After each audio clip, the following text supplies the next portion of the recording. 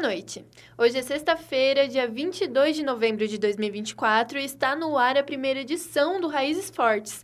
Ao meu lado estão Daniel Delia. Boa noite. E Larissa Freschi. Boa noite. O seu jornal socioambiental da noite está no ar. Vem com a gente e entenda sobre o desmatamento e queimada no Brasil.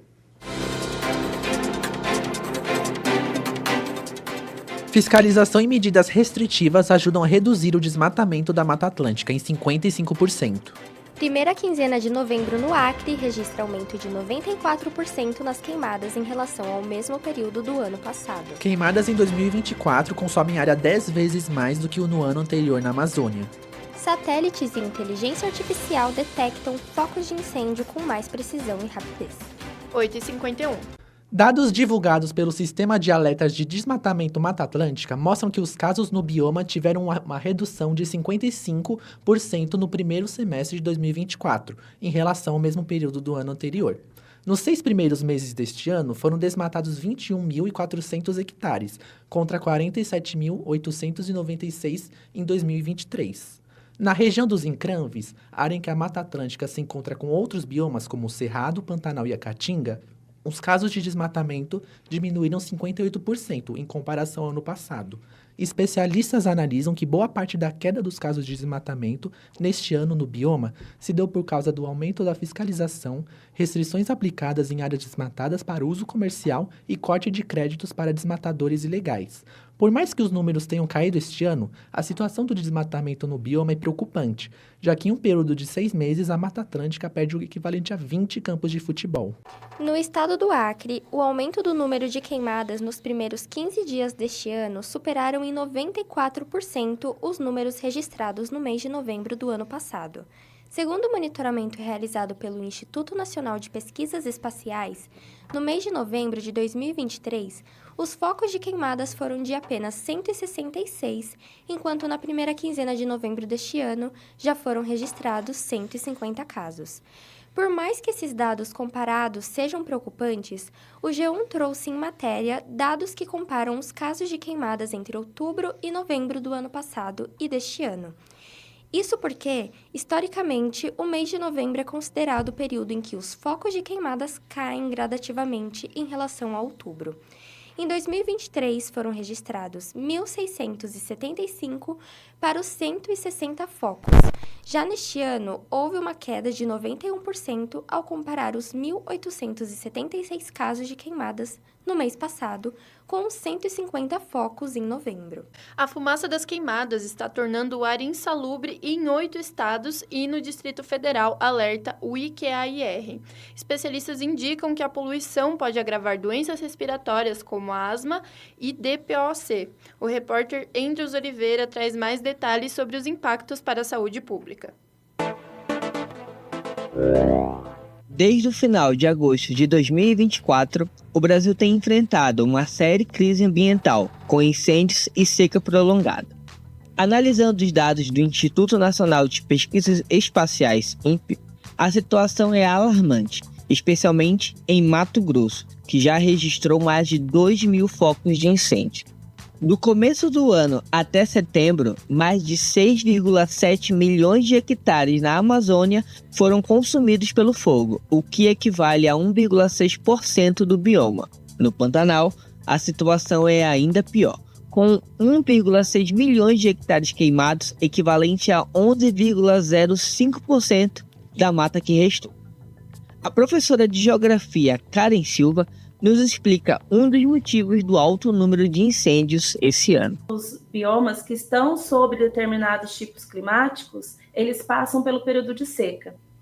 A questão é que a gente vê que, conforme o IPCC, que é o Painel Intergovernamental de Mudanças Climáticas, já mostra para a gente, e até o INMET, que é o Instituto Nacional de Meteorologia, ele já mostra essa mudança no comportamento dos climas do Brasil, esse período de seca ele se estende por muito tempo. Ela acaba ficando suscetível às queimadas. E o problema é que quando esse fogo ele se espalha para o bioma seguinte, a gente acaba não tendo um controle sobre essa área, porque não é esperado que esse bioma queime. Além da perda da fauna e da flora, outra consequência negativa é a piora do quadro de saúde da população, seja próximo das áreas afetadas ou não.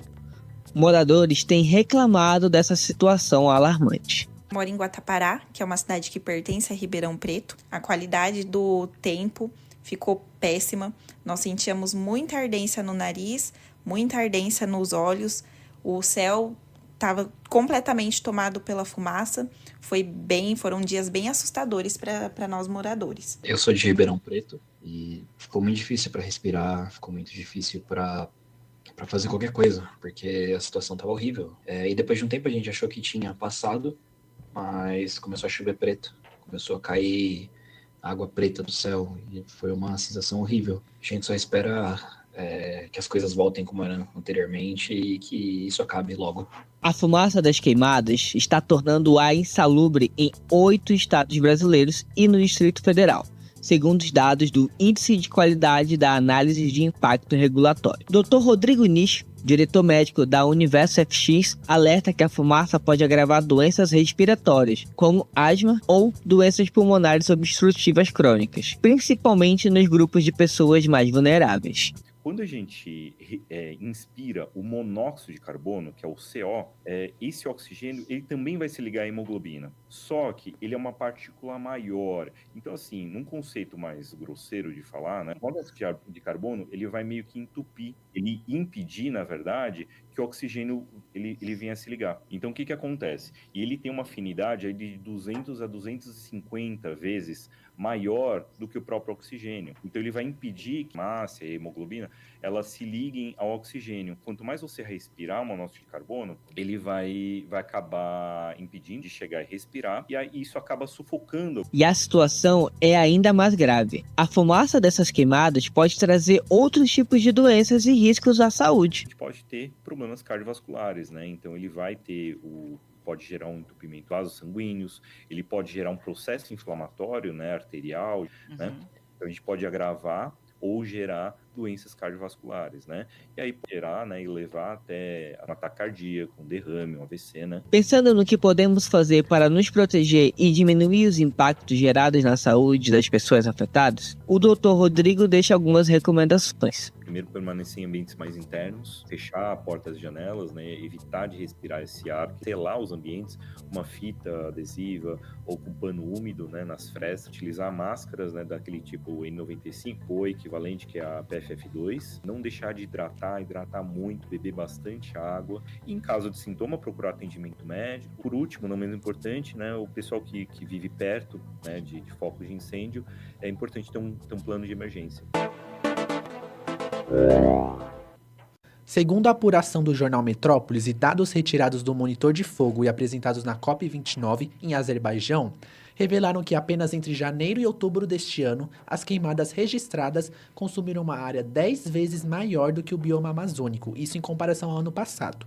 Foi divulgado também que neste ano, 6,7 milhões de hectares foram queimados e 650 mil foram desmatados apenas na Amazônia. Esse número representa um aumento 7 vezes maior que os 717 mil hectares queimados no ano anterior. Segundo dados do MAP Biomas, 27,6 milhões de hectares foram queimados em 2024, aumento de 15 milhões em relação ao ano passado. Esse número supera o tamanho total do estado do Ceará. E, por fim, é revelado de que 56% das queimadas brasileiras deste ano aconteceram nos estados de Tocantins, Pará e Mato Grosso. O sensoriamento remoto tem se tornado uma ferramenta essencial para o monitoramento das queimadas. Através de satélites e inteligência artificial, é possível identificar mudanças na vegetação e detectar focos de incêndio em grandes áreas. Recentemente, um estudo da PSR analisou os impactos dos incêndios de agosto de 2024 nas plantações de cana-de-açúcar no Brasil. Este levantamento apontou que 114 mil hectares foram afetados e o estado de São Paulo foi o mais prejudicado, representando 81% das perdas, seguido por Minas Gerais e Goiás. O tempo de revisita do satélite é uma limitação do projeto, que pode levar até 5 dias e, para superar isso, utiliza-se microsatélites de órbita, que prometem um monitoramento mais preciso e rápido. O projeto Firesat provê o lançamento de 52 satélites capazes de atualizar imagens a cada 20 minutos, detectando incêndios de pequeno porte com alta eficiência. O avanço dessas tecnologias, somado à cooperação internacional, é vital para enfrentar queimadas tanto agrícolas como florestais, considerando as mudanças climáticas e o aumento da temperatura cada vez mais frequente. Mais de 1/3 da população brasileira está praticando algum tipo de esporte, diz pesquisa do IBGE. E por conta disso, estão mais preocupados com o meio ambiente, segundo o PNAD. Nosso repórter, Endros Oliveira, conversou com especialistas para entender melhor essa conexão. No Brasil, mais de 1/3 da população pratica algum tipo de esporte ou atividade física, segundo o último estudo divulgado pelo Instituto Brasileiro de Geografia e Estatística, IBGE. Os dados estão contidos no suplemento Prática de Esporte e Atividade Física da Pesquisa Nacional por Amostra de Domicílio, PNAD, que evidencia o fato que os praticantes de esporte têm mais conexão com a natureza e preocupação com a causa ambiental, devido ao esporte. A socióloga Nancy Pinilla, mestre pela Universidade Mackenzie São Paulo em Gestão Humana e Social, comenta sobre a mudança de visibilidade do esporte para com as causas ambientais. Tem que promover, essa pauta tem que promover isso, essa relevância do ESG no mundo do esporte, está com uma mudança fundamental na sua própria natureza, passando de uma busca exclusiva pela vitória para um compromisso amplo com um bem-estar de todo o coletivo. Isso que deveria ser, acho, né, uma premissa bem forte para falar do ESG. Se você fala de relevância do ESG no esporte, temos que notar uma resposta à demanda global por ações de consciências e de éticas. O tema esporte e meio ambiente vem sendo objetivo de estudo nas universidades e se tornou pauta na mídia. Grandes eventos esportivos têm se conscientizado quanto ao uso de poluentes e até mesmo a criação de materiais com o selo verde, ou seja, que na sua fabricação houve preservação da natureza. Nesse contexto, o esporte e o meio ambiente podem ser utilizados para promover a educação ambiental. Em entrevista com Leila Pérez, professora da Universidade Municipal de São Caetano do Sul, comenta sobre como essa conexão se dá. Principalmente a interdisciplinaridade, estimulando assim a pesquisa, o ensino, a extensão, direcionados também às contribuições da Agenda 2030 da ONU, cujo o eixo central é a questão da sustentabilidade, preocupação com o meio ambiente e as condições dos humanos na sociedade global. E principalmente o impacto do desenvolvimento para o entendimento desse desenvolvimento, na verdade, necessário para questões de sustentabilidade. A Constituição Federal de 1988, no seu artigo 217, colocou ao elencar a prática desportiva como um direito de cada indivíduo, sendo um dever do Estado o seu estímulo. O esporte expande seus limites além de campos, além de cenários, além de palcos. Ela não se trata apenas de conquistar troféus, mas sim de criar impactos positivos duradouros. E é isso que é o esporte. O esporte, em sua essência, é uma ferramenta para unir pessoas, para inspirar ações e moldar a sociedade. É muito legal e interessante, né, essas informações, porque o Brasil, mesmo não tendo muitos investimentos, ainda é um país muito ligado ao esporte, né? Nossa população é muito ligada ao esporte, principalmente por ser um assunto que está muito em alta nesse pós-Olimpíadas. Então, colocar isso em foco no meio ambiente é muito importante. 9:03. E terminamos aqui a primeira edição do Raízes Fortes. O programa teve produção dos estudantes do 6º semestre de jornalismo noturno da USCS. Eu sou Jaqueline Corrêa e na coordenação temos Larissa Freschi, produção de Daniel Delia, trabalhos técnicos de IES e direção da professora Sandra Cabral. Boa noite. Boa noite. Boa noite.